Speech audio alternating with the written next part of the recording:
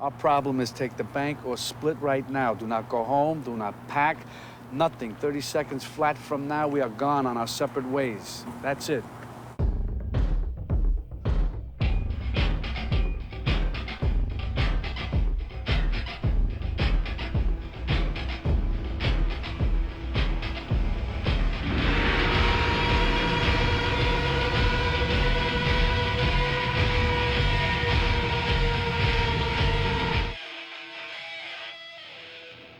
I grew up very much inner city in Chicago, kind of late 50s, very early 60s. Been an immigrant family in a neighborhood that had immigrants, which was southern Italy and from Eastern Europe, and making their way, you know, kind of coming from what Al Pacino called the lower mids, you know, the lower middle class, you know, that upper working class, lower middle class, kind of breaking into the American system, you know, as they could. So it's less about a fascination than it is about an environment. You knew that this cigar store, you know, had a card room in the back. There's names in the newspapers. It's very, very much a Chicago thing in the sense that front page came out of Chicago, came out of that sensibility. Mike Royko's column, you know, writing about this famous family of thieves who were kind of tragicomic, the Pansco family, the three brothers and a sister, you know. I mean, so it became it's kind of the lore of the city, as it were. So in terms of knowing about it, it was in the air. It was just part of life on the streets. Michael and I had a mutual friend in Chicago whose name was Nate Grossman. He said that he had a friend of his who wanted to do law enforcement, police genre stuff. And here I'm a cop wanting to be a writer, and Nate thought, wow, I got to put these two guys together. Chuck and I became very close friends, and Chuck was a detective in Chicago in a kind of a major crime unit. Every city has one major crime unit. In LA, it's the Robbery Homicide Division. In Chicago, it was a CIU. And then through Chuck particularly, started hearing his encounter with the real Neil McCauley. Neil McCauley was 49 years old the day we met, and he had already served 25 years in the penitentiary. Of that 25, 8 of it was on Alcatraz, and 4 years on Alcatraz in isolation, what they called the hole. The conversation took place almost 40 years ago now. Knowing his background as I did, I'm not going to rehabilitate this man, okay? And I know that going in. So I said to Neil, why don't you go somewhere else and cause trouble? And he said, I like Chicago. You know? It was just real simple stuff. So I said to Neil, you realize that one day you're going to be taking down a score and I'm going to be there. Then he said, well, look at the other side of the coin. I might have to eliminate you. And I remember the very last thing I said to him was, I'm sure we'll meet again. You know, I just said to myself, I wonder where this is going to lead us. Chuck had cut into the crew, knew the crew was going to do a burglary of a department store. And when Neil McCauley went in, there was one thing that was out of place. He had scoped out the score ahead of time, and he knew everything that was supposed to be there in terms of vehicles and parking lots and everything else.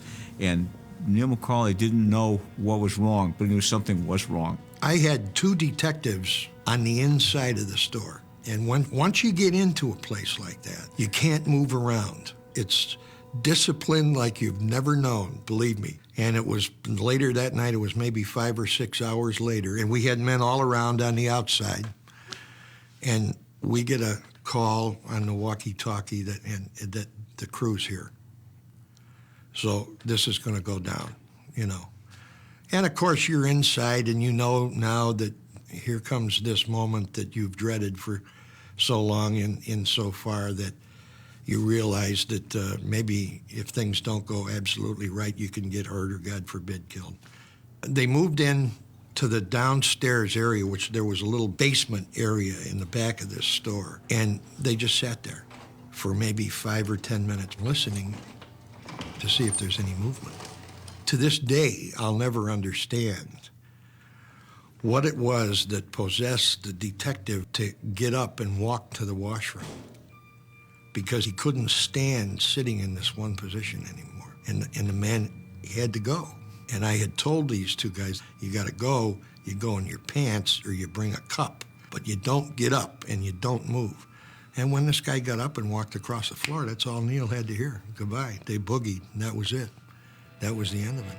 So now the really damaging thing is, now he knew someone was on him. And prior to that, they didn't know anyone was on them.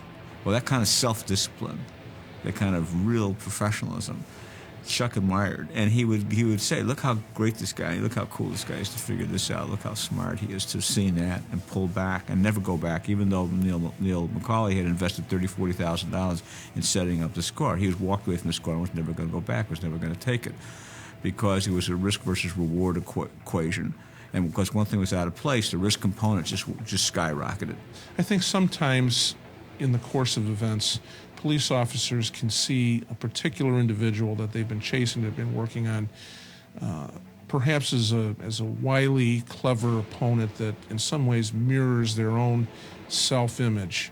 If Chuck was a thief, what struck me was Chuck's sociopathic perspective about it. It's not sociopathic in Chuck's, but if Chuck had been a thief, it would have been sociopathic. What struck me about it was the duality. And that's not what one encounters in fiction. That Chuck had tremendous regard for this guy, had a lot of respect for him, was fascinated by him intellectually, thought the guy was terrific. If I didn't know who he was and know as much about him as I did, then, I would have probably thought that, he's probably a halfway decent guy. In fiction, you would think, well, that means that there's a rapport, that maybe he'll cut him some slack. And that wasn't the case at all. Not even one iota of it. Not even a hesitation. Chuck would hesitate not 1 second, dropping a hammer and killing Neil McCauley, which he did subsequently in 1964. There's a supermarket at 47th and Cicero. It was a day that they did their check cashing. So the armored car dropped off a lot of cash. We had tailed Neil McCauley's crew endlessly. And then the next thing you knew, they drove into the parking lot, and 3 of them came out of the car and went in. In the windows of this supermarket, they had all these advertisements. We could still see all the people that put their hands in the air and what have you, so we knew that it was going down at that time. And then we didn't try to go in. There were too many people inside. It would have been awful. As they came out the door, they spotted my partner and I coming across the street with guns in our hands, and they opened fire at us. But then it was a foot chase, and we got them individually in between gangways of homes, was where we finished them. And thus the end of Neil McCauley, a largely forgotten figure until Michael Mann resurrected him in this movie. I didn't mean to be rude. I didn't recognize you. I work in metals. I'm a salesman. My name's Neil. It was fortuitous that I met Chuck Adamson, who then introduced me to John Santucci and a number of other, and a whole network of people. And I always took these people in one way or another. If they could act, I had them act in these things. So Bill Brown, who was one of the thieves who stole the Marlboro Diamond out of London, has a big speaking part in Thief, and Chuck had a speaking part. And one of Chuck's partners, Dennis Farina, who at the time was still a detective in the Chicago Police Department, had a role in it. Charlie Adamson called me from Las Vegas and told us that Michael Mann was going to come to Chicago and that he wanted to meet with us, and he wanted some technical advice in preparation for the movie. So myself and some other guys, we took him around and introduced him to some people. Charlie more so than anybody else. I started him out from the police side of things. And then he would ask me questions in terms of the relationship between professional thieves and cops. And he came out with this very clear, distinct picture of who's who. He knew these people. He knew the criminals and he knew the cops. He knew them. And he loved them both. And you could feel it in him. There's real respect, oddly enough, for both sides of the law in Michael. And I think he was more interested in the personal life and how the job was the wedge, that eventually deteriorated the relationship and it broke up. So he was very interested in that. Being a police officer is going to change somebody. It's going to change their personality, the way they interact with people after they've been a police officer for some time because of what they see. They just see nothing but, for the most part, the bad side of human nature. I described the job as many times your eyes were forced to see more than your soul could take. How else do you do this type of work unless you find it rejuvenates you in some way, because it's too dark a profession. It's a very sexy, alluring thing, you know, and you can get caught up in it because it becomes a challenge. You know, you say to yourself, I'm not going to let this person get away with that if I have anything to do with it.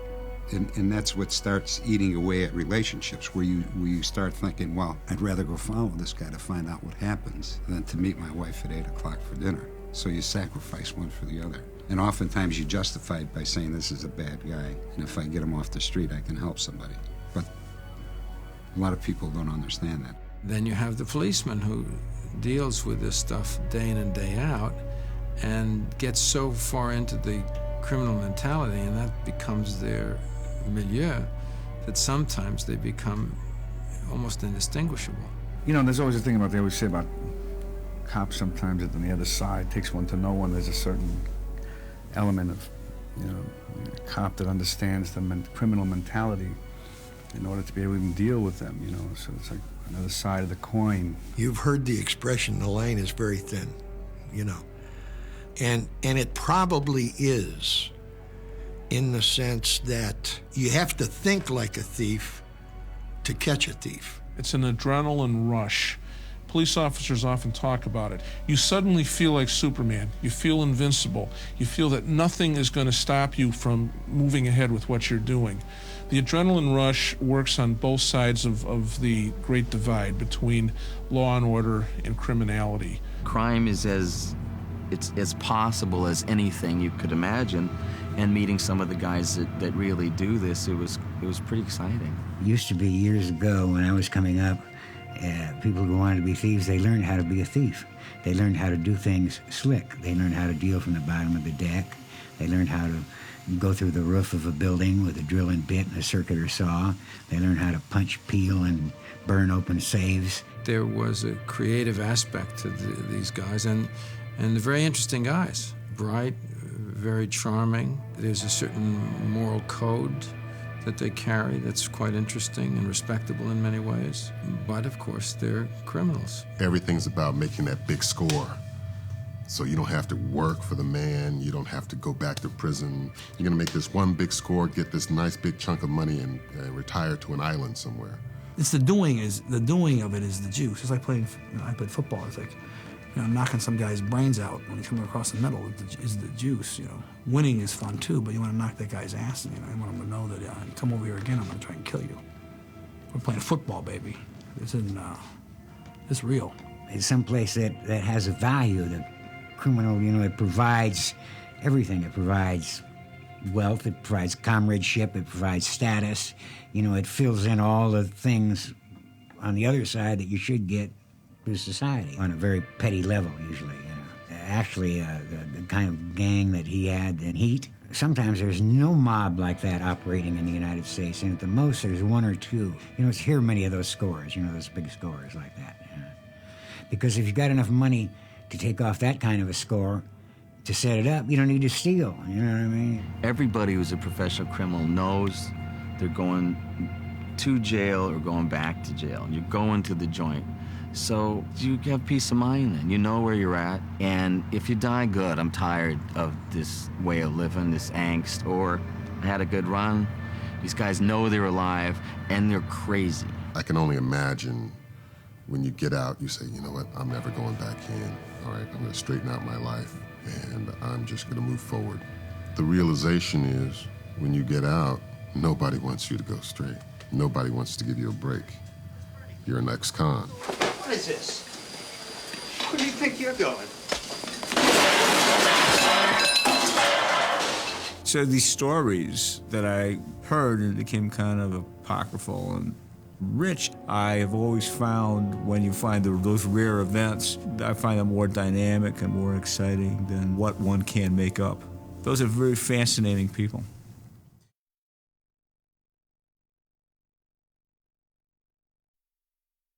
When these guys walk out the door, of whatever score they're gonna take next. They're gonna have the surprise of a lifetime. Heat reminded me of a Greek tragedy. It had so many legs, so many threads, and then it all began to pull in together. These are morality tales, in a sense. You know, I think they are morality tales, and it's ways of examining the human personality and their weaknesses. You know, Heat, in my opinion, is the culmination of about 20 years of research on Michael's part. You went to Michael Mann's world, and you felt it was, no matter where we were in location, there he was, and it was his world. Heat is like watching reality. It's like watching the 6 o'clock news, only amped up 100%.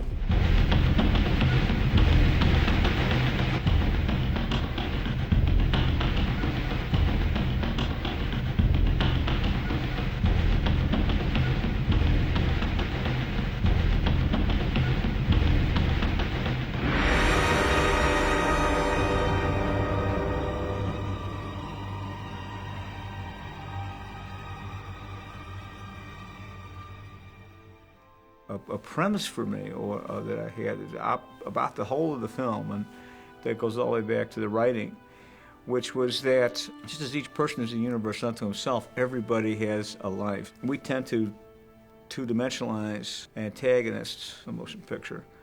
To me, they're much more fascinating if I and the actors and everybody else have the ability to imagine and expand and inflate that into the dimensionality of a life. So that was the idea. In Heat, you know, when you do what I do, this is what gets you going.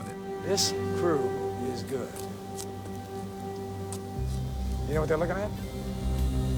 What? Us.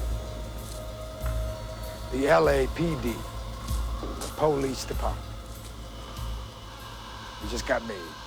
First time I decided to write it, I was writing television, and I hadn't even directed Jericho Mile yet, so the chance of me directing this was remote.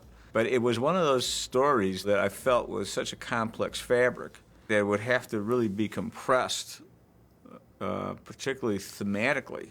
Like what's the movie about? What's it really about? I took about 40% of the script and decided to do it as a television movie, just to work with the material, because I was drawn to it. So I wound up doing LA Takedown. It was shot originally, you know, as a pilot possibility of being a television show. The story certainly is generally the same, but there's so many other pieces that, you know, you didn't have in LA Takedown that were in Heat that made it a complete film. If it had gone to television series, it would have been interesting, you know, that would have been a nice use of the material, but I'd always planned to make a large motion picture out of it. And it was kind of a prototype, because it was a television shooting sketch. I think I shot it in 17, 18 days, so it was kind of a sketch. And then after that, about 2-3 years after that, I was having breakfast with my friend Art Linson, and the subject came up. I said, well, man, you ought to read the whole screenplay, you know, so I gave him the screenplay. And it was absolutely Art who said to me, you're crazy. You should do this as a feature film right now. This should be your next film. And that was absolutely Art's encouragement that caused me to do it. I read the script and I went, oh, fantastic, you know, perfect. Bob De Niro for this villain, fantastic. And at the time, I said, I think we can get Bob to do this. Art went after Bob, I went after Al. Those were our first two choices about who should play these parts. Both guys said yes, and that was it, you know. And then I had, what was nice about it is that it had not been developed anywhere, and I owned my own material. So I had a screenplay, and we had a director, and we had a producer, and we had Bob and Al. I remember Michael showing me this relatively classic story of a pursuit. I remember thinking when I read it that I thought the part that was right for me was the cop. And so I was happy that he wanted me to play the cop. The style of Vincent Hanna is an Al Pacino style, you know. It's more Baroque. The way he works witnesses, the way he works informants, the way he'll disorient the informant he's with, and making sure that the informant is never on terra firma. When Hanna's working with Ricky Harris, he keeps this guy completely off balance on whether he's going to break into song or berate him or why he wasn't there. And that style, that's Al Pacino.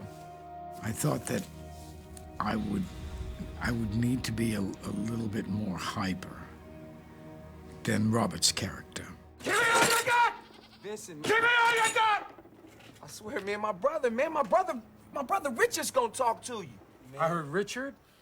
We came up with the idea that my character chipped cocaine. We sort of formulated the character to be that kind of person so that every once in a while he would explode, you know. And it's a good thing to know that.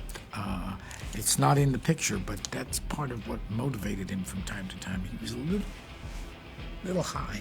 I ain't your cuz, you rat motherfucker. And you know because I say so. After I hear what the fuck you gotta tell me. Look here, man. You understand what I'm saying? I'd get killed for telling you this shit. Kill walking your doggy. I went out on a limb with that character, can sometimes go a little bit histrionic, a little bit too far. But Michael encouraged it and understood it in relation to the kind of movie we were making and the yin and yang of what Robert was doing, what I was doing. In most of these situations, it's easier to portray the thieves and the criminals than it is Hannah. And for a long time, I didn't really have Hannah as an equally complex character who had his own dynamic. It's the journey, not the destination with Hannah. The journey. He's a hunter. And once he gets a scent of his prey, it sort of self-motivates him and it perpetuates him. Hannah is addicted to this process. This is an elevated state of being an avid hunter and pursuing this, putting together the pieces, sifting through the minutiae, the leavings of a crime scene and putting together what had happened and tracking the people down and getting them and prosecuting them. I mean, that is the elevated experience of this guy's life, and it is a high like no other, and that's what he is turned on by, and that's what he's going to do, and he knows he's going to forego anything and everything else to continue to doing that. I think he found solace in that world, a certain peace there. As strange as it was, as scary as that world is, he was happiest there. He felt at home there. Is one thing. When he destroys a lot of the relationships in his life because of it, that's something else. When he is completely and totally conscious as a human being and honest with himself and understands that, all I am is what I'm going after. And that it's not the woman's fault. It's not the situation's fault. It's not unfortunate. Fortune didn't enter into it. He caused these things to happen, and he'll cause them to happen again. You search for signs of passing, for the scent of your prey, and then you hunt them down. That's the only thing you're committed to. Life is not an either-or set of binaries. That's something that we compress real life into fiction and make it be that way because it's convenient and mechanically symmetrical. Life's not like that, and that's what excites me, when the power of a character like Hannah to hold seeming dualities in suspense, both at 100%. One doesn't compromise the other. His appreciation for Neil Macaulay doesn't compromise one iota. His avidity as a hunter to take down Neil Macaulay. Both coexist. We're sitting here, you and I like a couple of regular fellas. You do what you do, I do what I gotta do. And now that we've been face to face, if I'm there and I gotta put you away, I won't like it. But I'll tell you, if it's between you and some poor bastard whose wife you're gonna turn into a widow, brother, you are going down. Art Linson gave me the script and said, read this, I think you'll find it interesting, and I just liked it. I came in first in terms of I committed to the project, and it was Al. That if it had been reversed and he said he was doing Neil, I know I would have gone in on it. But I mean, the one scene like the one that Al and I have is a terrifically written scene. I said, it'll be fun to work on this one. The fusion of Robert De Niro and Neil Macaulay is so total. I can't imagine pulling those two identities apart and telling you why Bobby was right for it. He's committed to the rigidity of that, perspective. And it's a heartbreaking role. It's a tragic, tragic character. What was interesting to me and what's important is that he's autodidactic, he's self-taught, and he elected to have this rigid perspective. Because it's rigid, if he deviates from it, then the repercussions are rigid. And the reason for that is completely practical. It's no other reason, and that is because whatever you're attached to will make you deviate from the most efficient, practical actions. All I know is there's no point in me going anywhere anymore. I was gonna be alone without you.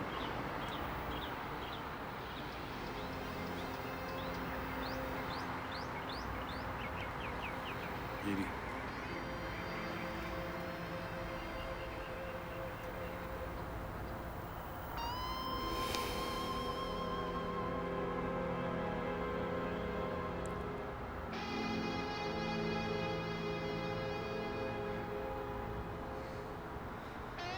In his world, what he's doing, he feels justified in doing it. And the old thing with, with actors, acting is you always have to like your character, more or less. You have to justify what they're doing and feel that it's possible that they could do this, otherwise there's no point in doing it. You know, I see who he is when all the, that robbery goes awry, and then I try to escape from him. And then that scene where he's kneeling, and I think for his character to kneel in front of a woman, that's where the hope was, but you don't escape, you just don't escape. Well, she's important to Neil because Neil wasn't, he's doing everything by the book, and life doesn't work that way, Neil goes with this program that he has for himself, and he gets sidetracked by something that he never expected, which is usually when those things happen, I guess. The thing that was great about the idea of Bob doing this is he creates a character you start to root for even in his badness. That's a very hard thing to do. Very few actors can do it. By the end of the movie, you almost want him to live instead of Al Pacino. It's part writing, it's part what Michael did, but it's considerably part of what Bob did. Characters are defined by behavior, not necessarily what they say, but what they do. And once Michael directs you into the inner workings of De Niro's character, and you understand him, and you see him grow and evolve, where he can't walk away, which has been his life philosophy. He falls in love. You pull for him because there's love right there dangling, but he turns and he goes back. And you just go, oh my God. But Michael gets you so involved in the character's inner workings because he knows every single layer of every character that's on screen. Michael's interested in the moment, that moment when what you decide will impact your life forever. You will be a different person. If you do this, you will forever be diminished. Or if you do that, you will maintain your integrity and dignity as a human being. It's not so much good and evil, but the gray areas that exist where you don't know necessarily whether it's good or evil. It's just a choice. The thing that struck me that was so special about what Michael had achieved there, and I know in his case it's intentional, is he made no judgment about who was good and who was bad. He just let you see what is. And so suddenly you realize that the cop's personal life is as truly fucked up as the robber's personal life.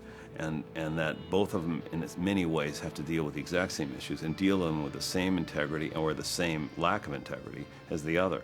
And so the thing that makes the movie so special is that it's not this one-dimensional thing about a chase of the good guy against the bad guy. It's very complicated. You get lost into who's on which side. The fact that he was able to write something so special to kind of merge the two worlds, like without making any judgment that one's better than the other, it just is. That's, I think, the genius of the piece. One of the things that interested me a lot in building the characters that are inside the film was to individualize every part, including small parts. So therefore, I wanted as much polarization in the casting of every single part. So you felt that every single person was, as in fact each person is, a total individual, a universe in and unto themselves.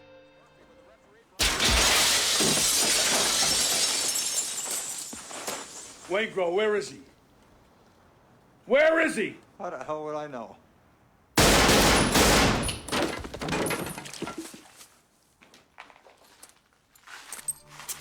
Michael's strengths are the fact that in this particular adaptation of his own material, it had depth to the characters. And it's the depth that makes it a classic, not the precise, brilliant shooting and the quote style. I'm not saying style's not part of it, but it's certainly, in my place, is in second position to the content.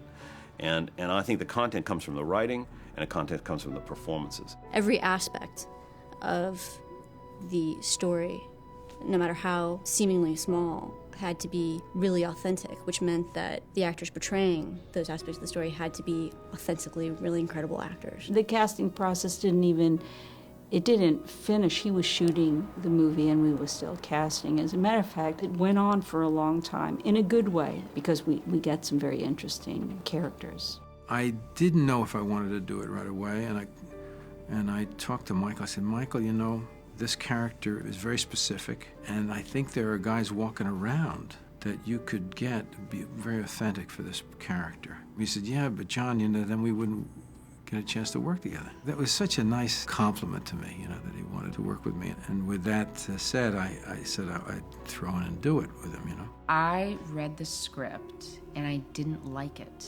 And then a week later, they said, well, Michael really wants to meet you anyway. So I went in and I met him. And he said, I hear you don't like my script. And I said, yeah, I don't like it. And he said, why don't you like it? And I said, because the people are despicable and there's too much blood and there's no morality and I don't want to be part of it. And he said at that moment he knew that I had to play Edie because she is the only one in the movie saying, who are you people? Michael knows exactly what he wants, which is really great to have if you're acting. His attention to detail and his involvement with every aspect of it is very strong, and you can feel him in every part of the film, which is basically what his job is. I mean, that's your job when you make a movie, is to have people feel what you're feeling.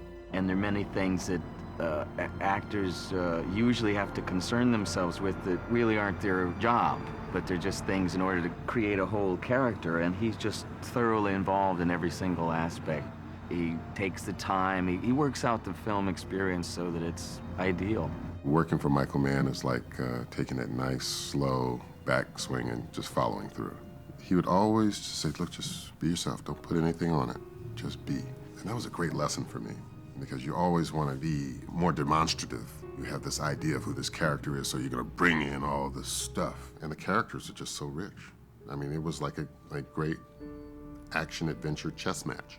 On one level, you're dealing with a crime saga, but also on the other, you deal with the interpersonal relationships that are woven through the entire picture. This was a huge opera, and we all played our parts, and my part was, you know, the hope that De Niro's character could have of escape and love and forgiveness.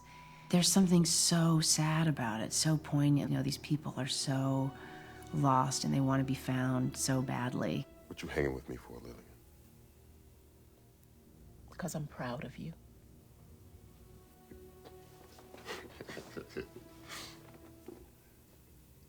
You proud of me? Mm-hmm. What the hell you proud of me for? There was this sense of drive to a certain point, move into the inner lives of these people, explore that in a very formal structure. Everything has changed, their circumstances all change.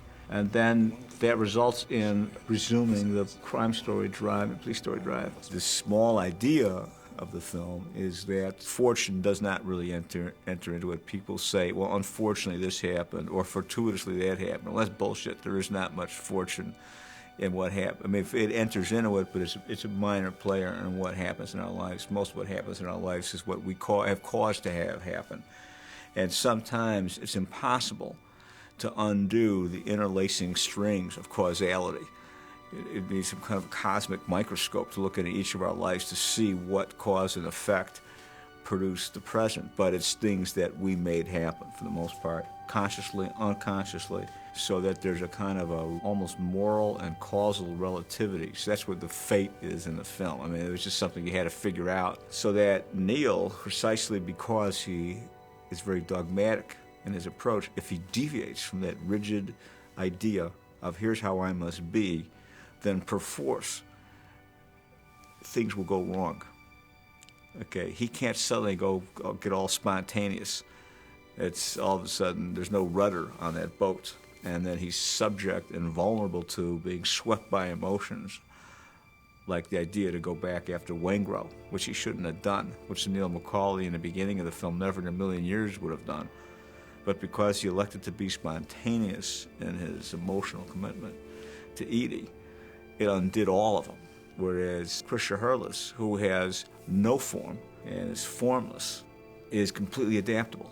and he survives, and then we'll call it can't survive. So what each character, who and what each character is and sets up for himself, determines what happens to him. And so the conceit of the film is that the laws of cause and effect, what will befall you, is a function of how you think about the life you're in.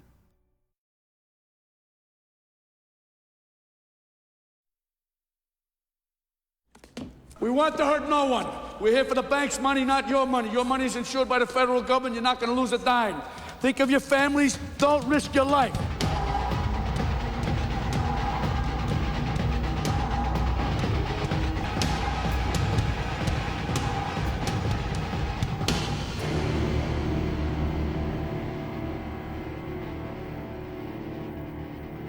You know, in my opinion, every film speaks a different language. The film speaks, it's as if one movie speaks Spanish, another movie speaks German, another one Italian, another one English. And the key is to find, before you start the movie, what kind of language this film is going to speak. This is based on observations. This is based on people I've met, people I've known, people I've sat with and talked to. Thieves, cops, killers in certain respects. So it's based on content. It's not based, and it's not derived from other cinema. It's based on some, basic research and stuff. For the research that he wanted on the convicts, he never said, hold back, don't do this, don't do that. It was always go as far as you can go. Talk to the most extreme people you can talk to, as many as you can, get as much information as you can. They hired me as a technical consultant. They gave me some stuff, but really they gave one of my books, No Be So Fierce, to all the bad guys, the Niro mob, and had them read it because it tells it like it is. We visited a lot of guys in prison. We went to Folsom and met guys who did this type of thing. One of them had a lot of money and got caught robbing a bank. And I said, why did you continue to do it at a certain point? I mean, risk versus reward again. And he said, it was my job. That's what I knew how to do. I robbed banks. I spent some time with a lot of women who were involved with men who were in prison, and they were fascinating, some really sad stories involved with a man who was already in prison or who went to prison while they were, and just getting that whole dynamic as understood as I could. We sat around and listened to cops talk, and I realized quite early that women were not that important, I felt pretty much second class. I made dinner for us 4 hours ago. Every time I try to maintain a consistent mood between us, you withdraw. I got 3 dead bodies on a sidewalk off Venice Boulevard, Justine. I'm sorry if the goddamn chicken got overcooked. In preparation for Heat, I used to go out with Tom Alfmont, who was a commander in LAPD at the time, and we would just routinely answer radio calls. Whenever there was something going on, we'd go there, whether there's a homicide, an armed robbery in progress, whatever was happening. And it took us all over the city. And that's how I really learned all about LA. I mean, he got to the point where sometimes on a couple calls we went on, I mean, I always had 2 guns, so sometimes I would hand him a gun because he almost became like a partner. It was pointed out to me, it made total sense, and that is the police is not the Army. The police are used to having overwhelming force. They're not assaulted by an equally well-armed, well-trained force. And so when you assault the police are not used to that. Also, when you're in a situation that Neil McCauley finds himself in, time is against you. You have to get out, and you have to get out fast. Because every 10 seconds that you're staying there, more and more assets are coming in. So they have to shoot their way out, they assault the ambush, they shoot their way out, and they get out fast. That's the objective.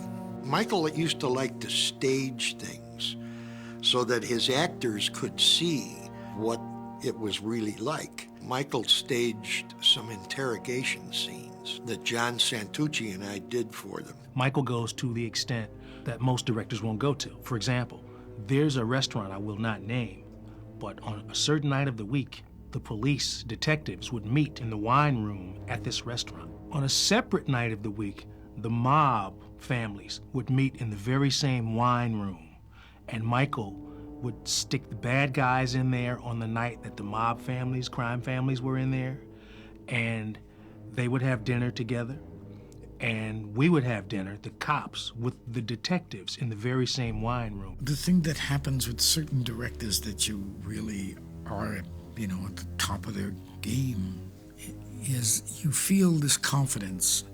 And you feel as though you can go in there and they'll take care of the situation. They'll take care of you, and they'll take care of the authenticity. They will try to go after the best you have in you. I wanted everybody really well-trained so that they felt that they could actually do what the characters in this film do, because actors responded in a very big way. Mick Gould and Andy McNabb designed the curriculum by which Val Kilmer and Bobby De Niro and Tom Sizemore would acquire the skills that they had to acquire, and then it was a different curriculum for the cops. The preparation for the bank heist was in two parts. Obviously, there was the getting into the bank and creating the robbery, and secondly was the gunfight outside. We cased the entire joint. I went up and got a loan application, just the way they would figure out what's going on in this bank. It was a trip, how much knowledge we got, and they didn't know what was going on. So they were in disguise, obviously because they're actors, everybody would know them otherwise. They went in, carried out their task, got in the vehicles, and we drove off. And when we got the tapes back from the bank, no one had been seen. So from the actor's point of view, they know that when they were going to do it on the film, they've already done it in real time, so they felt a bit more comfortable with what they were doing. Everybody took this movie really seriously, and then when we were, in the planning stages of robberies and stuff, you really got that feeling, this is the way it is. This is how you do it. Some of the actors thought they knew how to handle weapons, and they were, disabused of that notion. I mean, it was one whole day of safety before anyone was allowed to even fire around. We took each individual actor and trained him how to use the weapons. When we were on the ranges, we had actually cops teaching cops, so it kind of divorced everybody. So the bad guys were bad and the good guys were good, and they had the correct training. I've never experienced anything like this. He had us out on the range to learn how to shoot guns. I've done it before. You practice, you learn, people teach you how to do it, where it goes and stuff. Only I've never done it with real bullets. Actually, I heard something was very flattering, that there's a shot where I run out of bullets and I change the mag and I go back to firing. I think it's the Marines. They show the clip telling those maggots, if you can't change your clip as fast as this actor, then get out of my army. Everything you see on the film was done live on the ranges in Orange County, on the police ranges. It was basically 3 months of training, slowly building up, so there would be 3 or 4 of them on the range, actually firing really close up, moving around, and hitting targets as well. I was able to build the actual street to scale. We're using flats on the sheriff's ranges and train the guys to actually do everything they do, moving from station to station. We shot all that live on the range before we actually did it with blanks downtown. So we did it for real and then went downtown and pretended. Pretty much everything that we do in the story, short of actual murder, we did off camera. Val and I knew each other a little bit, but in these training exercises, everything, we got to know each other, and it's kind of has a lot of levels when you do this. You get to know the person, you get to get a sense of who they are, so that you're communicating and creating a relationship, which you can use, a familiarity that you can use when you're doing the scenes together. The other advantage is that there could be a look on Tom Sizemore's face in the scene in Johnny's coffee shop when Neil has just bounced Waingro's head on the table, and this guy in the next booth looks over there, and Sizemore looks at him, and there's no expression on his face. It's just lethal, and it's dead cold. And that's because Tom knew that Tom could do what Tom learned how to do. And so it's an authority that manifests itself in dialogue scenes that have nothing to do with weapons. What do you mean, forget the money? What am I doing? I'm talking to an empty telephone. I don't understand. Because there was a dead man on the other end of this fucking line. Michael took a group of us on a never-ending helicopter flight over the city. It's also a way that Michael Mann has to explain a movie to his collaborators, which is not about details. He starts with the broad concept. So the fact that we flew over the city for 3 endless hours, just looking for a possible location for the movie gave me a vision of where we were going to set our story. The thing that I remember the most vividly was that he was interested in portraying Los Angeles in a completely different way than we had ever seen it before, and that it was to be an intricate part of the story in terms of all of the bits and pieces of places and spaces that the different characters of this movie occupied, and how they all fit together to be a portrait of Los Angeles that is one that we were not familiar with. One side of the story is the city, Los Angeles, and the other side is the conflict, or relationship between Macaulay and Hannah. It looks in a way like one story explains the other, and the two stories really run parallel. And maybe Michael Mann's idea to choose these two characters to explain Los Angeles, and vice versa. We would go around the city and shoot photographs of things, not necessarily a location, but it could be a crucifix, it could be an old weird restaurant, it could be, but something that had a piece or an idea that might contribute to each of the scenes. And most of the time there's a huge room with a number of photographs. Some of them belong to the scouting of the movie, so they are very specific shots to describe a scene. Some others are just a collection of images. And all around us on the walls, Dante and Michael had put inspiration, visual inspirations, and they were just incredible pieces of still photography that they were using both for composition and for color. And I could see already that the palette was cool. It was very blue and very gray. There's this moment in Macaulay's life in which, he walks in his house, he drops his gun on a glass table, and he's entirely alone. And then he stands by the window and you see the ocean, the flat ocean outside, and it's night. We had to gel all the windows in a very selected color. It was not too colorful, not too, we had an amount of green, an amount of blue. The combination of this worked fine with that particular moment. Inside, Neil Macaulay's head as an emotional, lonely factor. There were something like 106 locations and sets, so it was quite a lot. Even though there was a style to the movie, each of these places was extremely real and believable and contributed to each of the characters in terms of telling us who they were. You wouldn't be fascinated with the characters if it was all about making it stylish.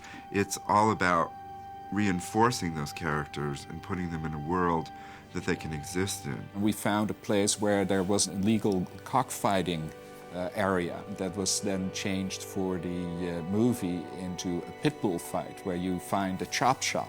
And those are real environments. I mean, Michael is a director who wants to take from the reality and bring that into his film rather than do something that is imaginary. When we were shooting the sequence that involved the robbery of the armored truck and then the aftermath with the death, I mean, the people who were actually there, extras on the set, were true detectives, were true investigative forensic technicians. So you're dealing with people who really know how to do their job, and that brings a level of reality to a scene that otherwise you wouldn't get. The experience of being on that set for any director, any actor, was electric. And so there's a very collegial atmosphere among the actors and myself. It was almost like a repertory company. Okay, we're gonna have to take them in the car. Wait till they are all in. Get clean shots. Watch your background. The main heist and the shootout were a big challenge. We were only allowed to shoot on Saturdays and Sundays. Every weekend we'd have to pull in there, get everything set up, and then pull out of that sequence on Sunday. So you're breaking it up over a series of weekends, which I think is always challenging because you have to come back and now recreate what you were doing a week ago. The gunfire downtown was truly horrifying sounding. And because of the skyscrapers everywhere, it was just deafening, and it would hang in the sky for maybe like 8 or 10 seconds. We used 800 to 1,000 rounds per take when we had the cops and our criminals going at each other. I mean, it was quite an amazing sound.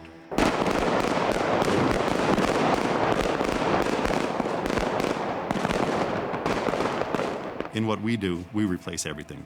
In movies, every sound you hear is there for a reason. So we were mixing in 3 stages simultaneously. And the pre-dubs of all the effects for that reel with all the gunshots came to the stage, and Michael said, "That's not the gunshot." And everybody was in shock. He said, "How can you not, what don't you like about it?" And I knew what he didn't like about it because I was on location, was that it was horrifying sounding. So the big gun shootout that you hear in the movie is all production sound. Nothing artificial or could come close to delivering the fear of the sound that the full load made moving through those automatic weapons, and the way the sound ricocheted off the walls of the buildings of an empty downtown. You couldn't manufacture the original sound. It was quite extraordinary.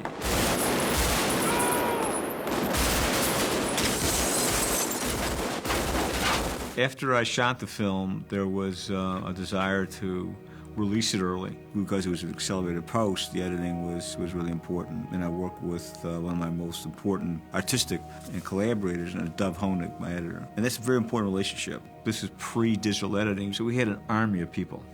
And it was a 24/7 operation. People were coming in on various different shifts, and it was wild. It was a very intense community and kind of a really shared experience with all those people who were working at the same time. You really do get the sense that we were in the trenches together.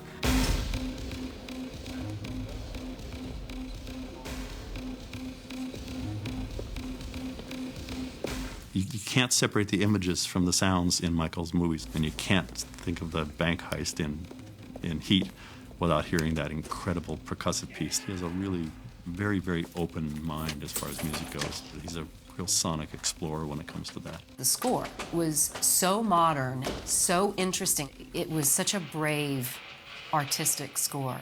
The thing that came from the first meeting that I thought was an important component to the whole process was I said, Michael, I think the thing that I want to do is have a budget to create a series of experiments.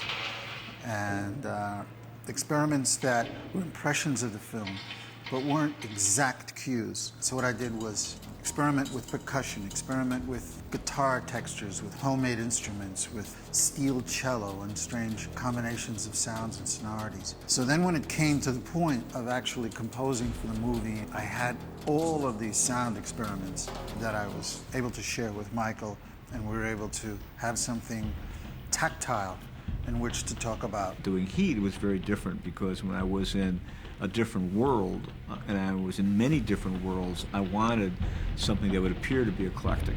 Michael Mann brought up Glenn Branca, and Glenn is a composer that uses wonderful, he may have like 15, 20 guitars on stage playing detuned, sort of rhythmic strumming that after a while turns into these wonderful sort of ghost-like melodies that don't really exist, but they're there. But the idea of using multiple amounts of guitars, a guitar orchestra, was a very, very compelling idea.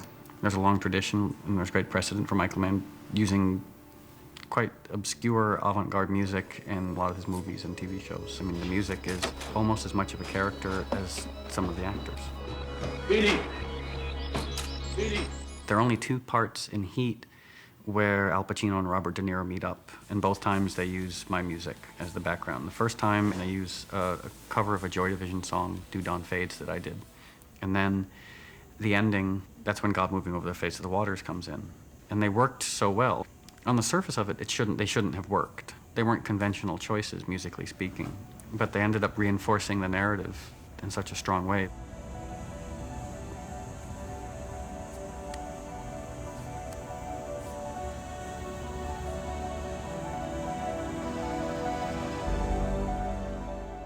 The end just kills me. It's like that's the love story, right? It's like the only one that could really understand Al's character, Bob's character, and that it's finding the poetry in that and not kind of stopping at the image. It's like, well, what is actually under Chino's need to chase this guy? Well, it's his twin. That's what he could have been, or whatever, however you want to say it, but it's like the longing is so deep. The thing about Neil and Hannah, which is similar, is that both men are very individualized. Each is the author of who he is. and they're both fully conscious, and they're both fully aware. Consciousness like that and awareness like that, it's not easy to come by. He likes that relationship between this good guy and this bad guy, and the common ground that often happens. I mean, what separates the good from the bad sometimes, you know, is a very, very thin line. He likes you to think, you know, maybe the good guy is really not the good guy after all, and the bad guy is not so bad. I think it's just great filmmaking. It's a story, it grabs your attention from the beginning, and it doesn't let you go. Actually, one of the reviews I read said, all things old are made new again. It's cops and robbers, which I had never thought of the movie that way ever, because it's so much about relationships, and it's so specific to a time and place. It's like all good movies, it transcends being pigeonholed. The performances in the motion picture have lasting power forever. Bar none. I mean, it's an actor's film. Strangely enough, I thought for De Niro, it was a major moment. It was a quiet look at a thief who has a certain kind of lonely disregard for who he kills, but yet somehow you're in touch with his humanity. It was amazingly complex and simple at the same time. As brilliant as I thought Bobby was, and as brilliant an actor as he is, that over the years, you know, I've appreciated for some reason more and more, you know, what he did, the precision of his internal orientation. He is so perfectly in the moment without anything artificial. There's such a high level of integrity that you'll see reflected in it, his attitude and just the way his hand moves. You know, it's just a marvelous piece of work by him. I think what is extraordinary about the film that it is in many ways a classic Western, because the movie opens with an armored truck that's not that different from a stagecoach. And instead of Monument Valley, you are downtown Los Angeles in the canyons of a modern metropolis. And that's what's unique about it. And I think that's what people recognize, and they may not be able to specifically point to it, but it is a resonance that you find, that it's a true American art of storytelling. Oh, I thought it was an excellent film. I thought that Michael Mann just brought it out and served it to you as an audience and kept you interested in which is basically a very simple story, but gave it an identity and a point of view, which was Michael Mann point of view, and it never wavered. I was very ambitious about the film and its layers, its significance, what I thought about the film thematically, how it perceived the existence of these individual people, how individualized, how it tried to make them. And I thought it was a really good idea to make a motion picture that had a lot of people in it, and you could get a sense of each person's life. Well, you know, what you walk away from is your connection to the people that you work with and the times you shared, and that was quite extraordinary. You know, it's like you said. All I am is what I'm going after.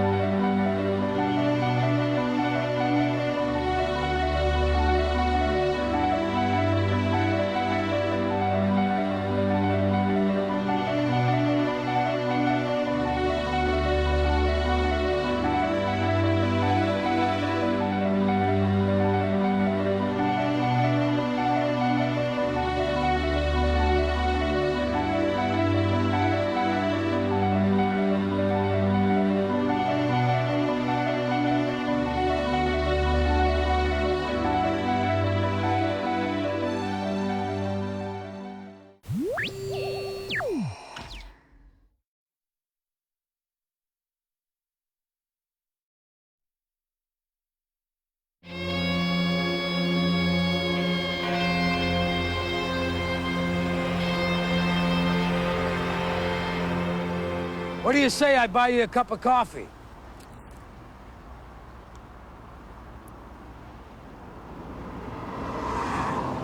Yeah, sure, let's go. Follow me. Well, here you have two icons who are in the same genre quite a lot, you know. They're in the lineage of the great tough guys, Cagney and Bogart, and you know those guys. Now we have Al Pacino and De Niro, and they've both given us such a tremendous body of work and a wide variety of work as well. So they're not just limited to that genre. And then to have these two guys go head to head, we'd love to see that on screen. But in the Pacino character and in the Robert De Niro character, you're basically seeing two sides of the same man, and in the way in which each overlaps and resonates within the other. And that, I think, is what's so brilliantly expressed when De Niro and Pacino share the screen together. I never really viewed them as flip sides of the coin. I viewed them as kind of antithetical to each other, and that there were certain qualities that they both had in common and things that they were polar opposites of each other. One of the things that they're different about is that Neil McCauley is a sociopath and Hannah is not.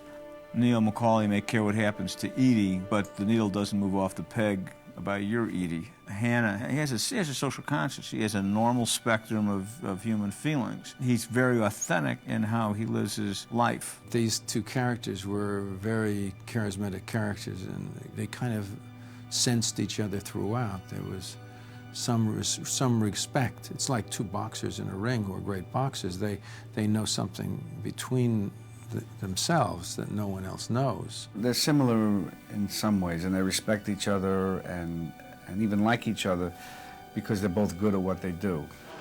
You see me doing thrill seeker liquor store holdups with a Born to Lose tattoo on my chest? No, I do not. Right. I am never going back.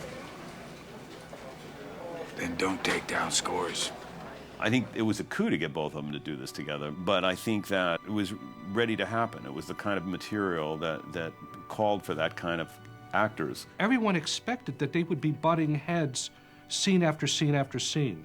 I mean, that you had, these two powerhouses. And what Mann does, it's very ingenious, is he delays and delays and delays a scene in which they're on screen together in the same physical space. And then when he does, he sets it in a very non-confrontational setting. It's not a big showdown. They're sitting over coffee. 7 years in Folsom. In the hole for 3. McNeil before that. McNeil is tough as they say. You looking to become a penologist? You looking to go back? I chase down some cruise guys just looking to fuck up, get busted back. That you? You must have worked some dipshit cruise. I worked all kinds. I couldn't wait to get to that scene. And I scheduled it very carefully in the shooting schedule. I wanted to do it about halfway through. But I couldn't wait to do it, and Bobby couldn't wait to do it, and Al couldn't wait to do it. We always wanted to do something. It just never got off the ground, these things how they are. And here was Michael bringing us together in a movie with just one scene, really. That scene was written many times, and there was one major change, which is when I had them talk about their dreams. I have this recurring dream. I'm sitting at this big banquet table, and all the victims of all the murders I ever worked are sitting at this table, and they're staring at me with these black eyeballs because they got 8-ball hemorrhages from the head wounds.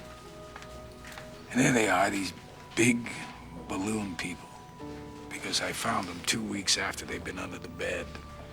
The neighbors reported the smell, and there they are, all of them just sitting there. What do they say? Nothing. No talk? Just, they don't have anything to say. See, we just look at each other. They look at me, and that's it. That's the dream. Dreams are about the condition, the mood of what happens. It's not so much about the fact of what happens. So dreams aren't parables. They're not fables. They're not metaphors.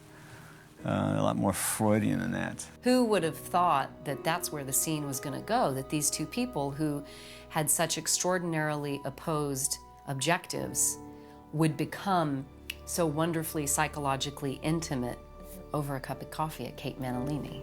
I felt all along that was a real, it was a real sense of communion But it was also a sense of fatedness, like we are going to meet again, but the next time we meet, only one of us is going to walk away. You know, we're sitting here,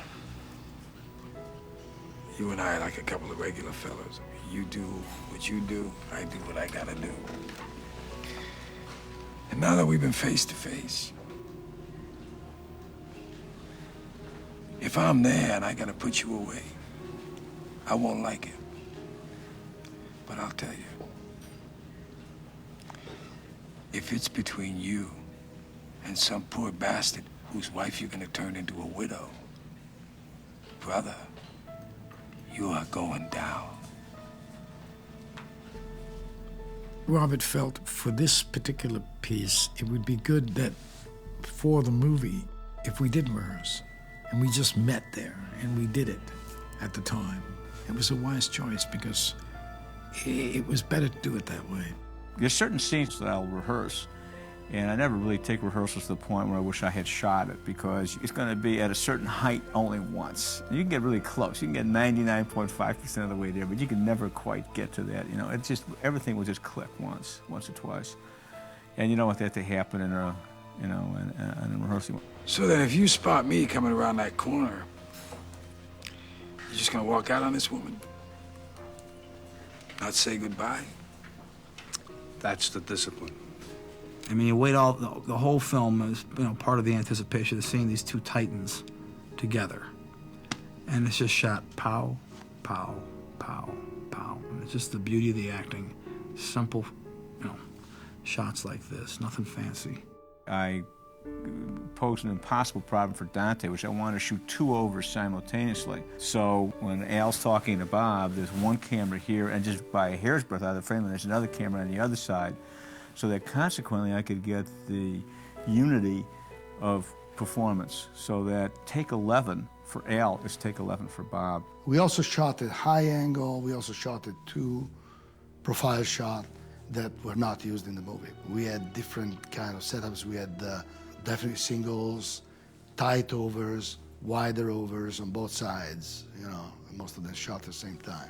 They were so tuned to each other and so totally in character that the subtlest shift of posture by Bob, or the subtlest cocking of his head, or a certain thing that might have happened with the side of his face, Pacino was reacting to and countering. Each take had a separate, unifying, organic something to it, and each one was different than the other. I mean, the person who's probably appreciated that scene more than anybody else are the editors and myself, because we got to see, here they are in take 10, here they are in take 11, here they are in take 12, and most of the whole scene is from take 11. The hype of having Bobby and I do it, because we were at a certain place in our careers and we had come up together, we had been a kind of, I would guess, a kind of compared to each other throughout our lives. And so it was an interesting aspect of the whole story. If anybody wants to see in great simplicity, great acting for cinema of such a high level of integrity, that's Bobby and Al in that scene. There's a flip side to that coin. What if you do got me boxed in, and I gotta put you down? Because no matter what, you will not get my way. We've been face to face, yeah. But I will not hesitate, not for a second.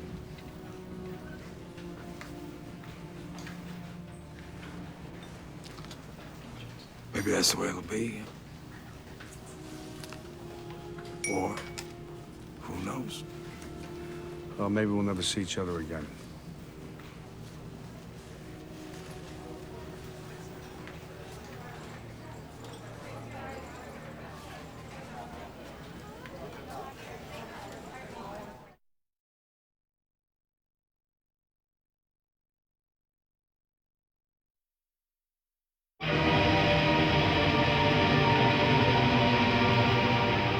Michael is the type of director that you meet with. He was very specific on this film that he wanted it to be a certain look. Each character had an architectural style, and then also wanted it to be locations that you'd never photographed in Los Angeles before. When Michael contacted me on this project, on Heat, he said to me, I want you to rethink about Los Angeles. I want you to discover like you've never seen it before. Look at it like you've never seen it before. So I started going around at night, find different areas, taking pictures, showing different flavors. Take a look at this. Shoot this now. Shoot this. The beauty of Los Angeles. This is the freeway scene that actually leads up to where Pacino pulls De Niro over for the first time. What's great about Michael is that he allows you to go off on your own and trusts you that you spend a week or so just going and getting him choices. Come back and you have a meeting with him, usually once or twice a week, with Guzmano, the production designer, and you go through all of the folders. And what's great about Michael is that he comments on each folder. So he'll write on it that it was good, bad, NG, warm, and you then sort of keep them in piles, because what he'll do is a lot of times 6 months down the road, he'll say, well, remember that place that I saw? His mind is impeccable.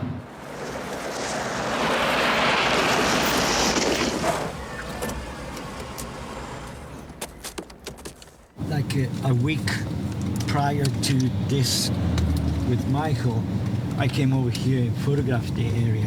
So when he got here and he saw this yellow sulfur, he was all excited. So this is the world, you know, like you see that yellow mountain of sulfur over there?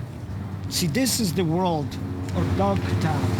See, it was all in here, all this area here. Now they're close to the traffic. Before you could go through here with the car, drive in the middle of the tracks. There was a pergola with grapes. And there was Mexican guys sitting there smoking cigarettes, playing domino. There were shags after shags, a little community of people living inside of this little cardboard boxes. There was cockfight, there was dogfight, and way on the other side it was this huge goat farm. And in the middle of this, there was a freight train at 5 o'clock in the afternoon that he will go through all this incredible civilization, and there will be people coming in and out of the train, like jumping off, getting to the train, going somewhere. It's like the best corrosive architecture of Los Angeles. It was here. And to give you a little idea of where my estimates come from, this is a printout. Nobody knew the merch was yours. The scene was done here. The scene was done there. You had the computers and stuff out here. That was a carport there with a sliding glass door. Right. Right. Since then, the room's been closed in. You had some satellite dishes here as well, or? You had a little we put piece. another 60-foot tower right here.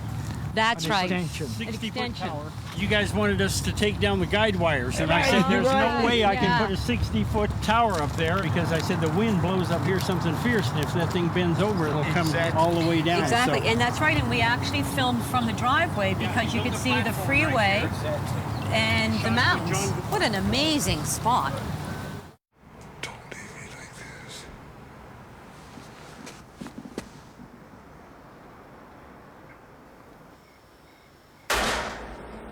Look at the way this house is built. You know, it's like toothpicks holding the structure. Something very special, you know, for Danny Trejo character. It was perfect, this house. I love this, the altitude.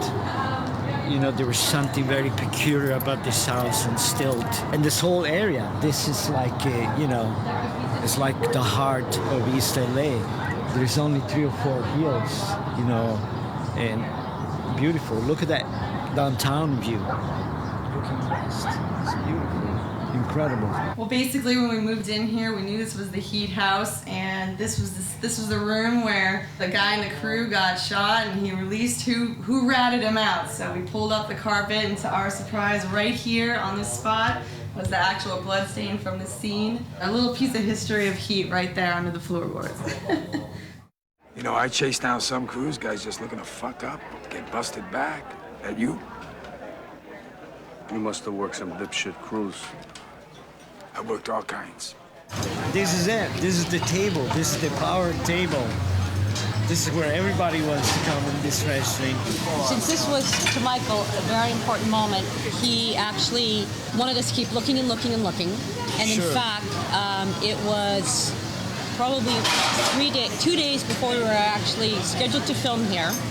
Michael still hadn't chosen which location he wanted to shoot. And in fact, remember, Guzmano, the other choice, which what you came up with, was the little taco stand. The little stand by the side of the freeway. With the flames coming out of that. Yeah. So Michael went back and forth actually on either going to the taco stand or shooting here. I thought, they're driving at night in the freeway. Yeah. A little side, they got off the freeway, so let's have a bite to eat. So there was a rumor that they were here at separate times. And I think that more than I direct people to the bathroom here, or have to say we don't take reservations for anything under 6, I have to tell people, no, they were here at the same time. They were together. It's a fact. It's a definite fact that the two of them were in that scene. But not only that, but also what that photograph there tells you. There you go. There we go.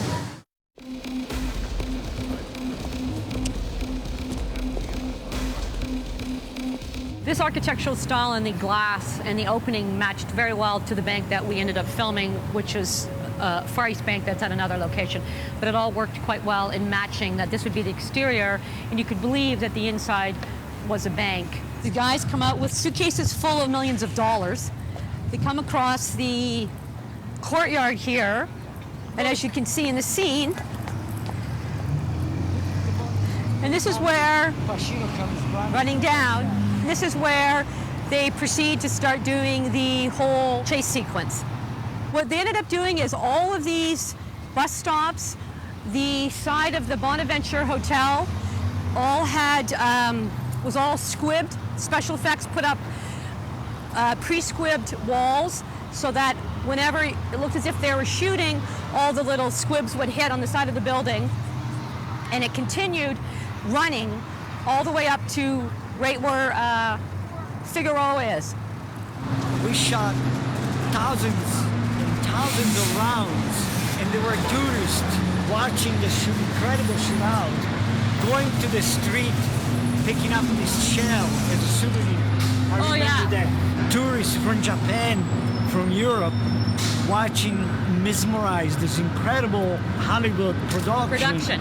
And going for the shell, the empty shell on the sidewalk. Now, one of the things that was amazing was that we actually fell behind a weekend, and it fell on Mother's Day. And this restaurant, Cafe Pinot, which had just opened up, had pre-reserved the whole restaurant for a Mother's Day buffet. So all of these mothers are supposedly having this beautiful lunch and had to watch a gunfight. It was actually quite extraordinary. They ended up having a lot of fun, and it was a bonus that I don't think anyone ever anticipated, that eating their brunch out the window is Al Pacino and Robert De Niro. But this is where it all kind of culminated in the thing. Michael had this big table set up with the map of downtown. We had cars, miniature cars, everything set up. It was like planes for World War III. And we actually filmed it from 4th Street. First of all, he came through that little cafeteria area. Right. Then he came through the fountain, and then he ended up over there on 4th Street. So Tom Sizemore ends up getting killed here. I mean, we shot scenes over here, but we actually ended up having some cameras here, because this is the area that he died in.